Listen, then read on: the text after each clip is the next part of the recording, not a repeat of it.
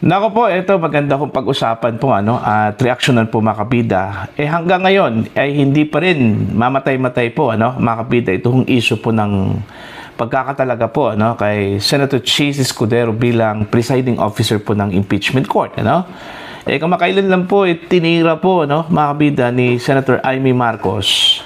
Ito hong ginawa po ng majority bloc mga kabida, na piliin ito hong si Senator Chis Escudero para maging presiding officer mga kabida, sa halip na si Senator Win Gatchalian po ang dapat po doon, dahil malinaw naman daw sa konstitusyon na kapag hindi po ang Pangulo po ang nililitis mga kabida, ang magiging presiding officer po sa impeachment trial walang iba po kundi ang Senate President mga kabida. Hindi naman daw dapat pagdebatihan yan kasi malinaw po sa debate po sa pagitan po ni dating COMELEC Chairman Christian Monsod dating Supreme Court Chief Justice Hilario Davide during the deliberation po ng Constitutional Commission patungkol ho sa presiding officer po mga kabida.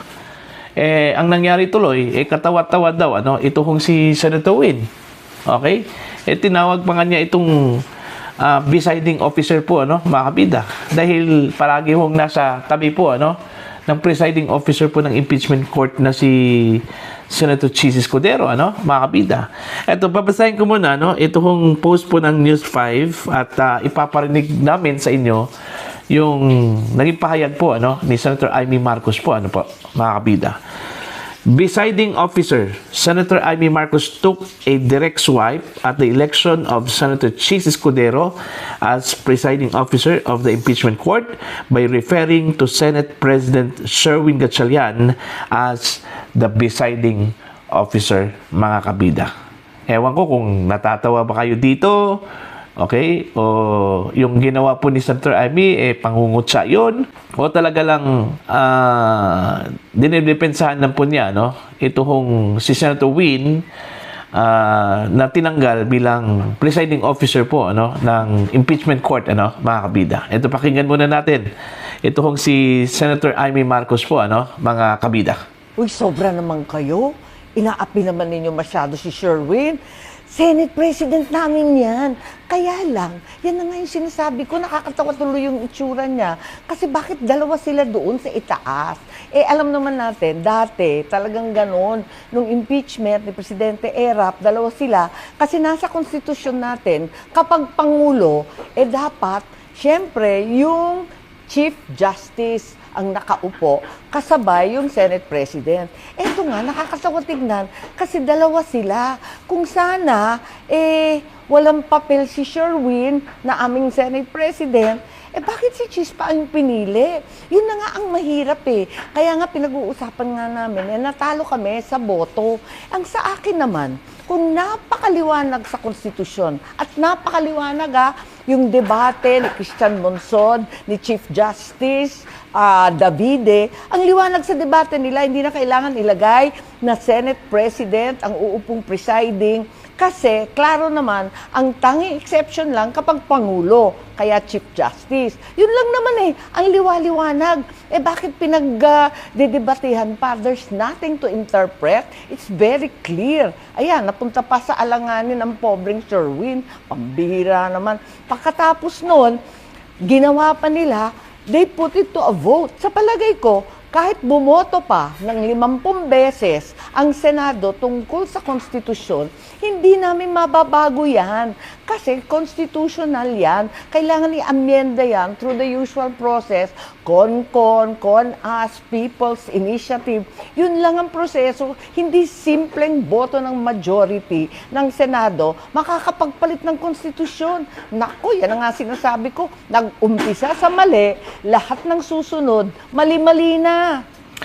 Ayon po, malinaw po yung sinabi po ni Senator Amy po, mga kabida. Although, may mga interpretasyon kung seryoso ba si Senator Amy doon sa kanyang sinabi, tila pangungutsa yun doon kay Senator Sherwin, mga kabida.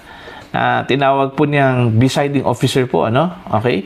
Pero, ang punto po doon, tama po, mga kabida, itong si Senator Amy, malinaw naman doon ho sa conversation, okay, between Christian Monsod, at Hilario Davide, mga kabida. Although hindi po nakalagay yan, sa saligang batas. Malinaw po yan, Hindi po nakalagay sa saligang batas yung pag-uusap po, yung debate between the two framers of the 1987 Constitution, mga kabida. Kaya nga kung hindi ho malinaw sa batas, palagi daw itong nire-refer daw ng Korte Suprema, mga kabida, lalong-lalo na po pagdating ho sa constitutionality po, mga kabida, yung mga conversations, mga debate, pag-uusap during the deliberation ng Constitutional Commission, mga kabida, po. Okay? Yun yung palagi hong ginagawa daw ng Korte Suprema. Nagre-rely ho sila doon ho sa mga conversations during the deliberation of the Constitutional Commission to come up with a decision, mga kabida, patungkol ho sa constitutionality ng isang bagay na ni-raise po sa Korte Suprema, mga kabida. Okay? Tama po yung ilang mga punto po, na hindi naman po malinaw Gray area naman po yan, sa Korte Suprema. Kung talaga bang ang Senate President po ang magpre-preside, sa mga impeachment trials kung saan po ay ang involved ay hindi ho ang Pangulo. Kung ang involved po ay ang Vice Presidente, mga miyembro po ng Constitutional Commission, Ombudsman, at miyembro po ng Korte Suprema, mga kabida. Diba? Ang misinterpretation lang po doon, kasi alam naman po natin, nasa Constitution po natin, binigyan po ng authority po, mga kabida, ito hong Senado, to craft rules, okay, para ho sa impeachment trial, mga kabida, okay, malinaw po yon na binigyan po ng authority po ng Constitution po ang Senate, okay, to craft rules. Alright, kaya nga yung impeachment trial, mga kabida, ay mix po yon, ibig sabihin hindi lang po ang rules of court ang sinusunod, kundi pati rin yung Senate rules, mga kabida, o impeachment rules. Alright? Pero, hindi ibig sabihin na kahit binigyan po ng authority po ng Constitution ang Senado, para gumawa po ng sarili po nilang rules para ho sa impeachment, pwede na po nilang i-edit, o di kaya pwede po nilang tanggalin kung ano po yung nakasaad po sa Constitution, Hindi ho pwede. In fact, ang term na ginamit po nila hindi ho pwedeng i-override ng Senate rules kung ano po yung nakalagay po, mga kabida, sa Constitution po natin patungkol ho sa presiding officer. Okay, sa impeachment court. Okay?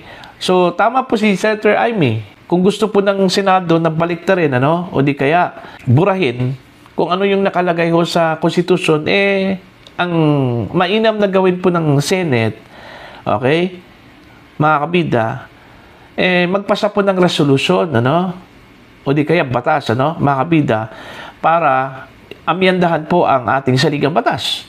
Yun lang yung mainam po na paraan, mga kabida, para po mabago po yung provision dun ho sa impeachment trial po, mga kabida. Diba? Kung gusto ho nilang baguhin po na pwede ho ang hindi ho Senate President ang mag-preside sa impeachment trial, mga kabida, outside kung ang presidente po ang hindi ho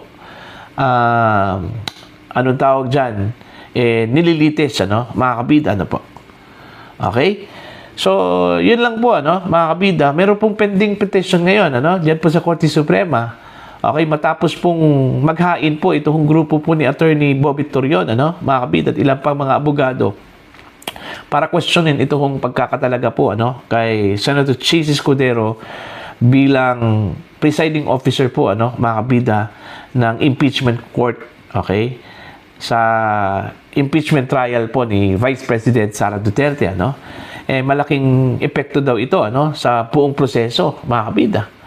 Okay, kung sakali man po magdesisyon po ang Korte Suprema na labag ho sa saligang batas yung ginawa po ng Senate, okay, ng impeachment court, sigurado hong maaapektuhan daw, mga kabida, itong the whole process, itong impeachment trial po, ni Vice President Sara Duterte. At malamang, baka mauwi po ito, mga kabida, sa unconstitutionality po, Okay? So, for the second time around, ma-strike out itong Senate, mga kabida. Matapos pong una kong na-strike ng Korte Suprema ang Kongreso po, noong 2025. Kaya nga, nabasura po yung una kong articles of impeachment, mga kabida, dahil idineklara po ng Korte Suprema bilang valid, unconstitutional, mga kabida. At void ab initio, mga kabida. Okay? Mali na po. Void na po from the very beginning. Okay? So, yun, mga kabida, yung sinabi po ni Senator Amy, may mga mixed reactions po, mula sa mga netizens. Okay? Una, either dinidepensahan po niya ito kung si Senator Win Gatchalian, mga kabida, at kinikriticize po niya ito kung pagkakatalaga po kay Senator Chis Escudero bilang presiding officer, o talagang kinukutsa lang po niya ito kung si Senator Win dahil sa hindi ho maganda yung kanyang kalagayan po, mga kabida. Hindi ho maganda yung kanyang sitwasyon, okay, sa impeachment court na nasa tabi parati ni Senator Chis Escudero, para bang nagbukhang alalay, nagbukhang secretary, nagbukhang PA, okay? O sa madaling salita, doon ho sa sinabi po ni Senator Amy na bagong tungkulin ni Senator Win Gatchalian bilang presiding officer. Dahil nasa tabi ho parati po, mga kabida, ng presiding officer po ng impeachment court na si Senator Chis Escudero. Para ho sa inyong komento at pananaw ko dito, mga kabida, please comment down. Sa mga hindi pa po subscriber po sa aking channel, please subscribe. Just click the subscribe button, click the notification bell kay all para updated po kayo, mga kabida, sa aking mga uploads. Maraming salamat po sa inyo lahat.